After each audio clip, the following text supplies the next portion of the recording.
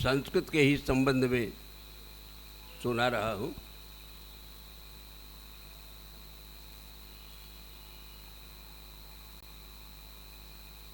अब तो शायद ही कोई ऐसा कहता हो, लेकिन जब हम लोग आपकी तरह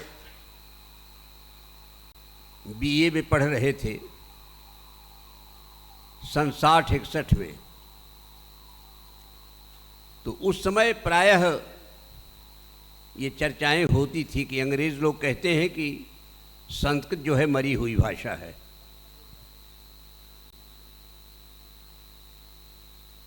और इसमें अब कोई लेखन संभव नहीं है।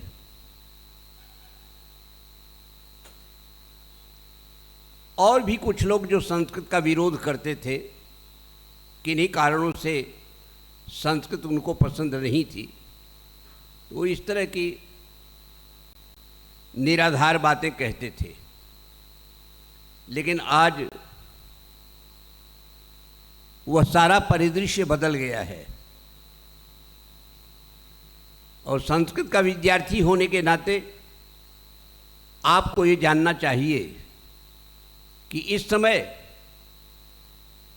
भारत की 24 भाषाओं में सबसे बड़ी सर्जना संस्कृत की है। मैं स्वयं साहित्य अकादमी में पिछले 10 साल से हूँ और मैं आपको ये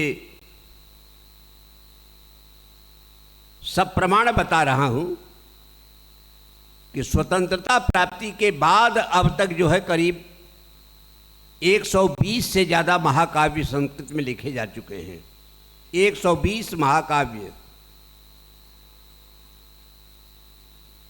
जबकि राष्ट्र की जो अन्यान्य भाषाएं हैं, मैं किसी का नाम नहीं लूँगा, एक भी महाकाव्य या तो लिखा नहीं गया या लिखा गया तो विवाद के कारण किसी ने माना नहीं उसको महाकाव्य। आपस में लड़ जाते हैं लोग, इतनी पॉलिटिक्स है। संस्कृत में कोई पॉलिटिक्स नहीं है। कश्मीर से कन्याकुमारी तक और पंजाब से नागालैंड तक आपस में बहुत प्रेम है।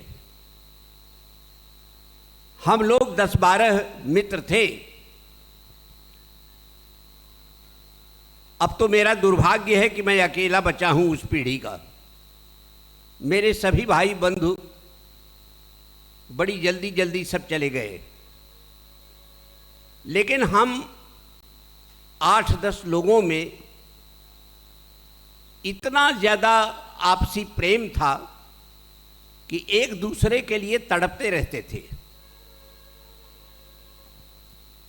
हम लोगों ने मिल करके संस्कृत के बारे में जो सोचा था कि हम संस्कृत को पानी की तरह सरल बनाएंगे, इतनी सरल लिखेंगे कि हिंदी की कविता भी संस्कृत से कठिन प्रतीत होगी, और उसको हमने प्रमाणित करके दिखाया। हमारे बड़े भाई डॉक्टर रमाकांत शुक्ल जी, आप में से किसी ने सुना होगा, भाति में भारतम उनकी अमर कविता थी। जो खड़े होते थे तो पूरा काव्य ही उनको कंठस्थ था। हमारी परंपरा में डॉक्टर भास्कराचार्य त्रिपाठी जी, डॉक्टर इच्छाराम द्विवेदी प्रणव जी, डॉक्टर राधा वल्लभ त्रिपाठी जी और हम लोगों के सबसे बड़े नेता हमारे ज़माने के प्रोफेसर श्रीनिवास रथ जी, ये लोग गीत परंपरा के बहुत बड़े पोषक थे। विद्वज्जनों की गिनती करेंगे तो बहुत बड़ी लिस्ट है। हमारे युग के सबसे बड़े आचार्य, जिन्हें हम आचार्य दंडी का अवतार मानते थे, वो थे हमारे काशी के आचार्य सनातन जी, रेवा प्रसाद द्विवेदी सनातन जी। आज वह परंपरा समाप्त तो हो रही है, लेकिन हमारे नए बच्चों की परंपरा और अच्छी आ रही है। हमें इस बात का बड़ा संतोष है कि हम लोगों ने जो परिश्रम किया वह परिश्रम निरर्थक नहीं गया। हमारी अगली पीढ़ी में भी बहुत अच्छे कवि हैं, राजकुमार मिश्र, शैलेश तिवारी, अरविंद तिवारी, ये सब बहुत अच्छा लिखने वाले लोग हैं, बहुत शुद्ध सरल। आपके यहाँ भी छपरा में जो है वैद्यनाथ जी अच्छी कविता लिखते रहे। हमारे देवघर में जो है पंकज झा जो है बहुत अच्छा गीत लिखता है। तो बहुत सुंदर रचनाएं हो रही हैं।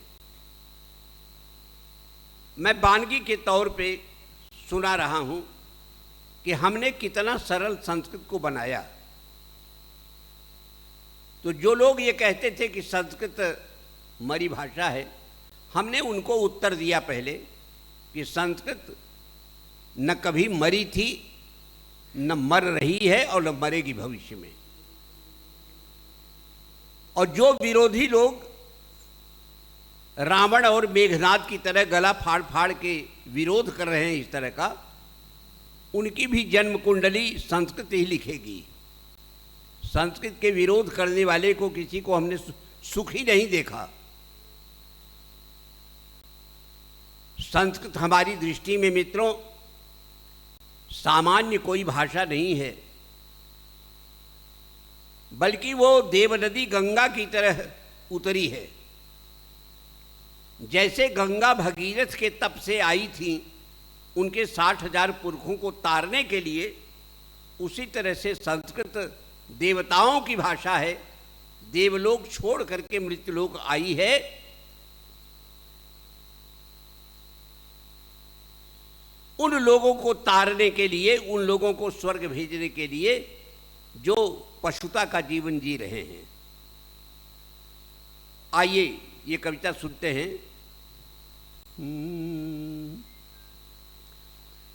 न मृता म्रियते न मरीष्यति वा, न मृता म्रियते न मरीष्यति वा, सुरवागमृता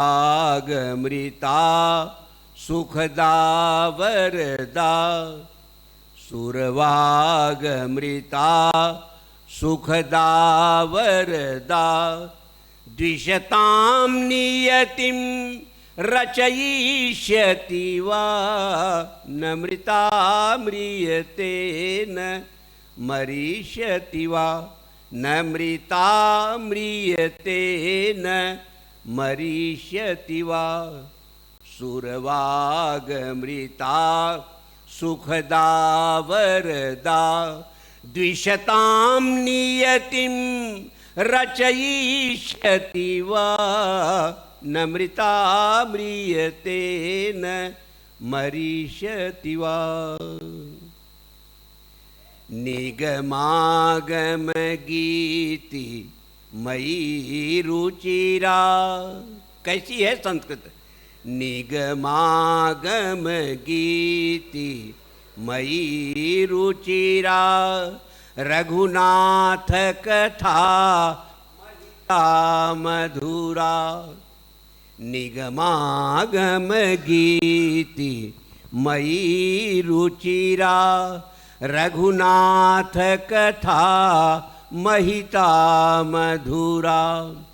पुनरद्य दशानन कर्मरतान्, पुनरद्य दशानन कर्मरतान्, घननाद मुखान् निहनिष्यति वा, न मृता म्रियते न मरीष्यति वा, न मृता म्रियते न मरीष्यति वा, सुरवागमृता सुखदा वरदा, द्विषतां नियतिं रचयिष्यति वा, न मृता म्रियते न मरीष्यति वा।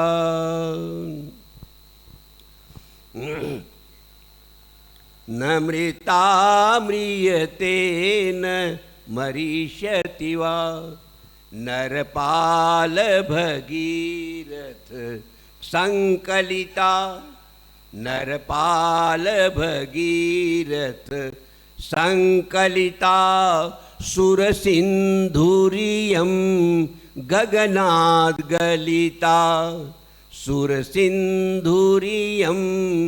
गगनाद् गलिता नरपाल भगीरथ संकलिता सुरसिंधुरियं गगनाद् गलिता विशदाश्रम भव्य विनाश परान् विशदाश्रम भव्य विनाश परान् अभिशप्त जनान् गमयिष्यति वा नमृताम्रियते न मरीष्यति वा। इसमें श्लेष है, गंगा के पक्ष में विशदाश्रम भव्य विनाश परान्, जिन्होंने महर्षि कपिल के पवित्र आश्रम की मर्यादा तोड़ी, उनको तारने के लिए गंगा आई। और संस्कृत किसलिए आई है? संस्कृत गंगा, ये जो विशद आश्रम जो हमारे पुरखों ने आश्रम बनाए, ब्रह्मचर्य, गार्हस्थ्य, मानवप्रस्थ, मोक्ष, इस आश्रम का जो मर्यादा का अतिक्रमण कर रहे हैं, जो पशुओं का जीवन जी रहे हैं, इनके तारने के लिए संस्कृत आई है। संस्कृत पढ़िए, अपने धर्म का बोध होगा। नरपाल भगीरथ संकलिता सुरसिंधुरियं गगनाद् गलिता विशदाश्रम भव्य विनाश परान् विशदाश्रम भव्य विनाश परान् अभिशप्त जनान् गमयिष्यति वा नमृताम्रियते न मरीष्यति वा नमृताम्रियते न मरीष्यति वा। और कैसी है संस्कृत?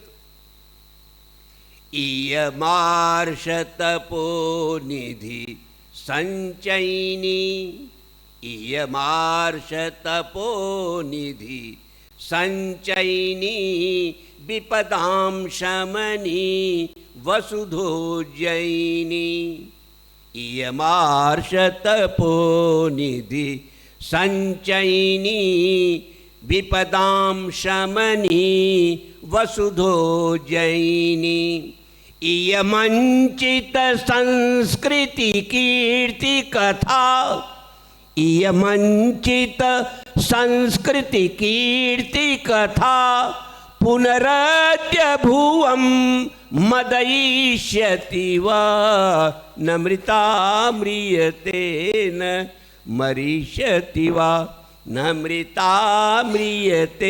न मरीष्यति वा। सुरवागमृता सुखदा वरदा द्विषतानि रचयिष्यति वा नमृताम्रियते न मरीष्यति वा। हमारी भारतीय संस्कृति में सुकृत और अमृत दो तत्व हैं। सुकृत माने होता है पुण्य। पुण्य से बड़ी और कोई संपत्ति नहीं है, क्योंकि पुण्य जो है जीवन के सारे पाप और कलुष को धो देता है। और अमृत ऐसा है जो साक्षात स्वर्ग ले जाता है। लेकिन संस्कृतज्ञ होने के नाते हमारा अनुभव ये है कि संस्कृत का ज्ञान सुकृत और अमृत को भी पार कर देता है। उससे भी बड़ी कोई चीज है, इसका अनुभव वही करता है जो संस्कृत से प्रेम करता है, संस्कृत पढ़ता है। सुकृतादधिकं परिपोषकरी सुकृतादधि अमृतादधिकं परिपोषकरी सुकृतादधिकं भवदोषहरी अमृतादधिकं परिपोषकरी सुकृतादधिकं भवदोषहरी पदबंध रसामृत चारुचयैः पदबंध रसामृत चारुचयैः चिति नीरसतां रसयिष्यति वा नमृता म्रियते न मरीष्यति वा नमृता म्रियते न मरीष्यति वा सुरवागमृता सुखदा वरदा द्विषतां नियतिं रचयिष्यति वा नमृता म्रियते न मरीष्यति वा नमृता म्रियते न मरीष्यति वा।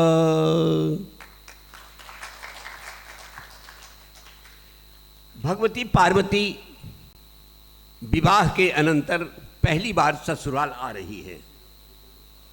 बड़ा सुंदर वधू रूप है उनका, लाल चूनर पहने हैं, मुंह में जो है तांबूल की बीटी है, तांबूल की लाली है, आंखों में अंजन है, घुघराले बाल हैं, धीरे धीरे सहम करके पैर रख रही हैं एक हिरनी की तरह, क्योंकि पहली बार ससुराल आ रही हैं, अभी परिचय नहीं है। ससुराल भी कैसी जग जाहिर, एकदम श्मशान, न घर न द्वार, और पति भी कैसे मिले, दिगंबर, भीख मांग करके गृहस्थी चलाने वाले। लेकिन भगवती पार्वती आती हैं अन्नपूर्णा, तो वही दिगंबर शिव सारे ब्रह्मांड को खिलाने पिलाने की सामर्थ्य वाले बन जाते हैं। ऐसी है पार्वती। मित्रों, हमारी भारतीय परंपरा में वधू के सौभाग्य की पराकाष्ठा है एक कुलदीपक को जन्म देना, और पार्वती एक ऐसे पुत्र को जन्म देती हैं, कालजयी पुत्र, जो विघ्न बाधाओं के पहाड़ काट करके फेंक देता है, गणनायक गणेश। और दाम्पत्य दोनों का ऐसा जैसा न पूरे संसार में भारत को छोड़कर कहीं सुना गया न देखा गया, कि एक ही शरीर में आधा पुरुष आधा नारी, अर्धनारीश्वर व्यक्तित्व है दोनों का। ये अर्धनारीश्वर का कॉन्सेप्ट केवल भारतीय दाम्पत्य का है। हर पुरुष आधा नारी होता है। अपने शरीर में अपनी भावनाओं से अनुभव करके देखिएगा। और हर नारी आधा पुरुष होती है अपने भीतर। आइए सुनते हैं। ये गीत तो लिखा मैंने पार्वती के लिए, लेकिन सच बात यह है कि ये हमारे वधू की अगवानी का गीत है। हर एक वधू हमारी गृहस्थी में जब आती है तो पार्वती की तरह ही आती है। और यही भावना सारा कैसा भी उजड़ा हुआ घर हो, बहू के आने से भर जाता है एक बार। अब आजकल नहीं हो रहा है, वो हमारा दोष है, संस्कृत का अपक्षरण है, लेकिन आदर्श रूप यही है वधू का। ये कविता सुनते हैं।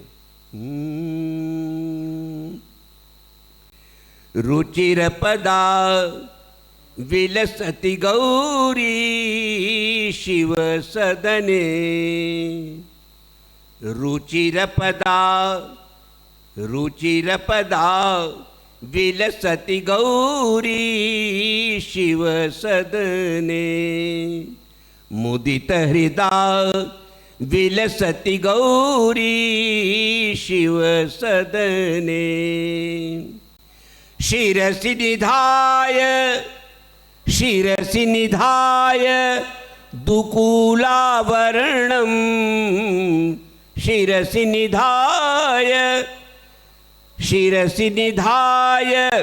दुकूलावरणं, श्लथचरणैः प्रचलति गौरी शिव सदने, श्लथचरणैः प्रचलति गौरी शिव सदने, रुचिरपदा विलसति गौरी शिव सदने,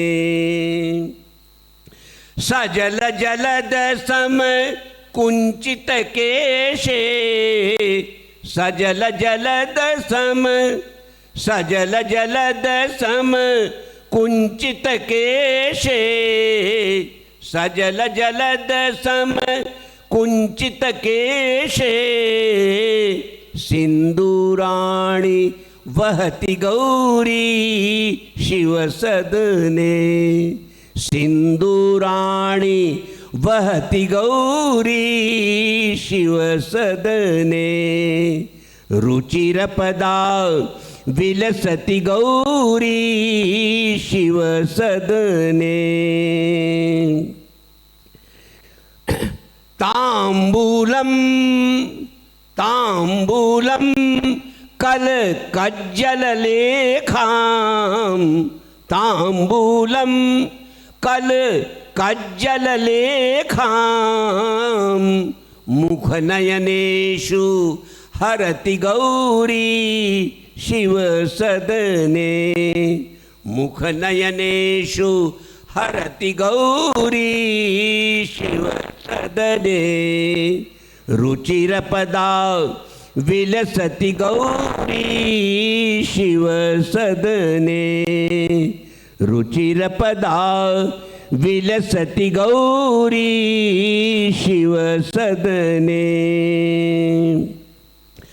दयित निलय नव परिचय भीता, सुनिएगा, दयित माने पति, निलय माने घर, परिचय भीता, उसके घर से परिचय नहीं है इसलिए डरी हुई है। तो कैसे चल रही हैं?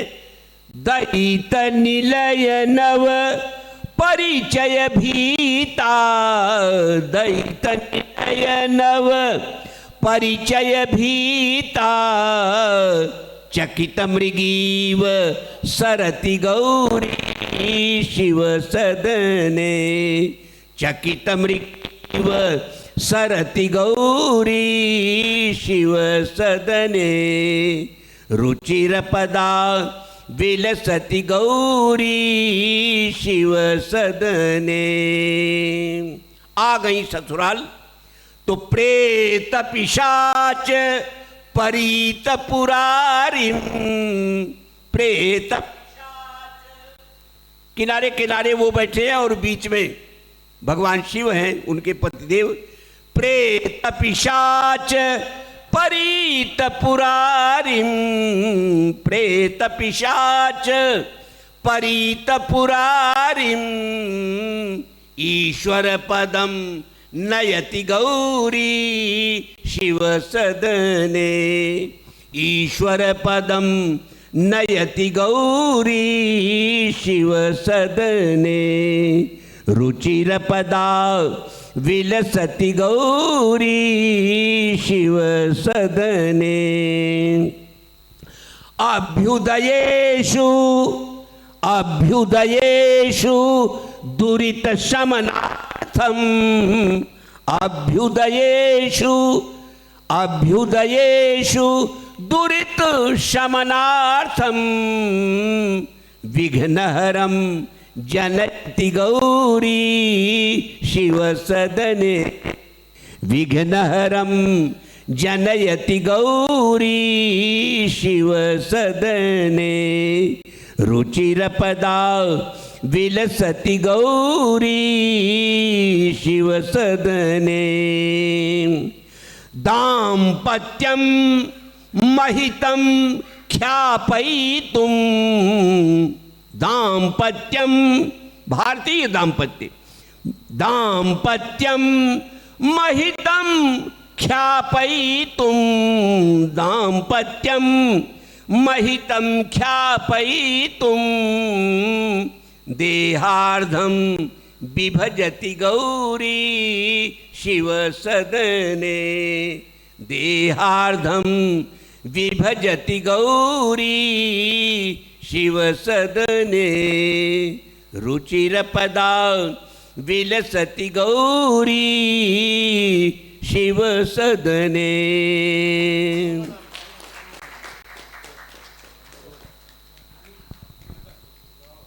एक और सुन लीजिए छोटी सी, सरलता के नाते। भगवान कृष्ण ब्रजमंडल छोड़ करके मथुरा चले गए हैं। कृष्ण ब्रजमंडल छोड़कर मथुरा चले गए हैं कंस के आमंत्रण पर। सारा वृंदावन उदास हो गया है। राधा का मन कहीं नहीं लग रहा है किशन कन्हई के चले जाने से। वर्षा ऋतु है, जमीन छू छू के बादल बरस रहे हैं। लगता है जैसे पूरे गोकुल में, पूरे ब्रजमंडल पर विपत्ति की वर्षा हो रही है। मयूर नाच रहा है, लेकिन मोरनी ऐसा मनमारे खड़ी हुई है जैसे वो भी कृष्ण के बिना उदास है। गायों की हालत यह है कि उनकी आंखों से आंसू गिर रहा है। बच्चों को दूध पिलाने में आनंद की अनुभूति नहीं हो रही है, मानो वो भी कृष्ण के बिना रह नहीं पा रही हैं। और कविता का प्रारंभ है कि उदास कोयल कभी आम भी तबाल पर फुदक फुदक के बैठ रही है, मानो उसका भी हृदय कृष्ण के बिना लग नहीं रहा है। रौती कोकिला मदाल सार साल तरऊ गोपिता तमाल तरऊ रे। रौती कोकिला मदाल सार साल तरऊ गोपिता तमाल तरऊ रे। क्षणं पल्लवे निलीय क्षणं पल्लवे निलीय मंजरी रसं निपीय। क्षणं पल्लवे निलीय मंजरी रसं निपीय। स्तौति सम्मुखं वसंतकं रसाल तरौ गोपिता तमाल तरौ रे। स्तौति सम्मुखं वसंतकं रसाल तरौ गोपिता तमाल तरौ रे। रौति कोकिला मदाल सार साल तरौ गोपिता तमाल तरौ रे। नंद नंदनम विहाय कीर्ति नंदिनी सुखाय। नंद नंदनम विहाय कीर्ति नंदिनी सुखाय। वेति नेषदप्यनामयं रसाल तरौ गोपिता तमाल तरौ रे। रौति कोकिला मदाल सार साल तरौ गोपिता तमाल तरौ रे।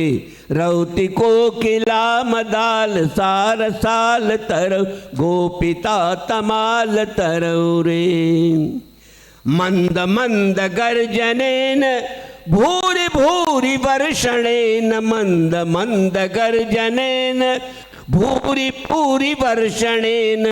मेघमालिका महीयते रसाल तरौ गोपिता तमाल तरौ रे।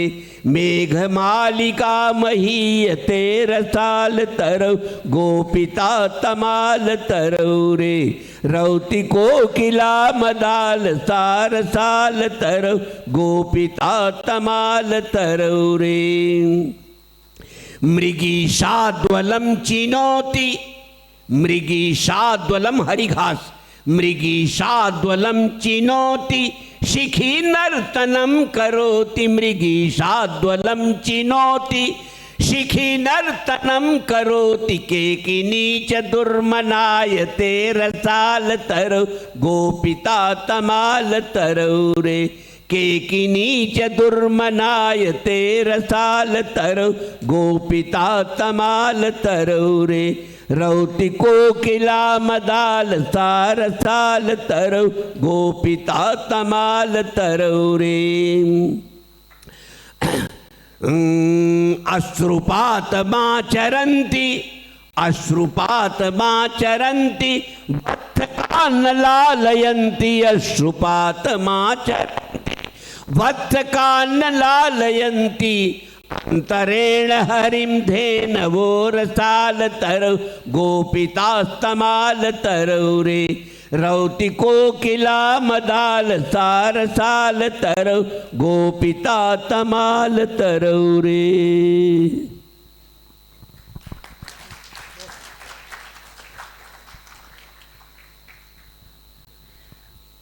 मने निशब्द हैं हम लोग सर की कविताओं को सुनने के बाद, और इस इतना लालित्य और इतना भावपूर्ण, तो हमको लगता है कि बहुत से लोग हमारे विश्वविद्यालय में तो पहली बार सर को सुन रहे होंगे, हमारे मित्र अनिल स्वामित्र जी मुग्ध हैं, उनकी मुग्धता और वो उनके चेहरे के भाव से हमें पता चल रहा है। ऐसे ही हमारे बहुत से विद्यार्थी जो अभी सुन रहे हैं, एक समय हुआ कि आप सब लोग कहेंगे कि हम लोग सुनते थे कभी, जैसे आज। और ये कितनी बड़ी बात है, कितनी अच्छी बात है कि हम लोग भी छात्र रूप में सर को सुनते रहे हैं, और आप कितने सौभाग्यशाली हैं कि हम सब लोग बैठ के फिर से सर को सुन रहे हैं।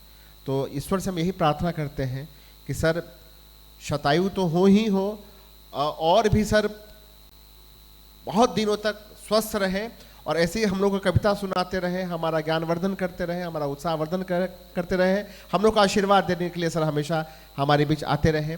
इन्हीं शुभकामनाओं के साथ आप सबका बहुत बहुत धन्यवाद।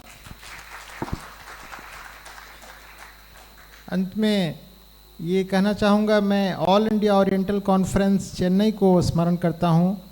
1999 में वो कॉन्फ्रेंस हुआ था, उसमें सर ने रुचिर पदा विलसति गौरी शिवसदने संध्याकालीन विशाल सभागार और सत्र में से सुनाया था। उस आवाज़ 26 साल पहले के उस स्वर और इस स्वर में कोई अंतर नहीं है, बल्कि मैं कह सकता हूँ कि उससे और ज़्यादा इस स्वर में लालित्य है, आकर्षण है, सब कुछ है। प्रसून सर ने जो कहा वो हम सबके मन का भाव है। मेरे पिताजी अभी अभी कल एक ऐसे सज्जन से मिले थे, मोतीपुर मुजफ्फरपुर के हैं, जिनकी 106 वर्ष की अवस्था है और बहुत ही स्वस्थ हैं, कोई वैसी समस्या नहीं है। सर की जब शताब्दी जन्म दिवस मनाया जाता रहा होगा तो उस मोतिहारी भी उसका साक्षी बनेगा, और उसमें एक विशाल इसी, और तब तक विश्वविद्यालय भव्य बन चुका होगा, उस भव्य विश्वविद्यालय में सर आएंगे। ये हमारी ईश्वर से कामना है कि सर ऐसे ही स्वस्थ रहें, हमारे बीच रहें। कभी तो लगता है ऐसा कि सर अगर 10 दिन या 15 दिन मोतिहारी होते तो न केवल छात्र बल्कि हम शिक्षक जो हैं वो भी छात्रवत सर से बहुत कुछ सीखते। धन्यवाद।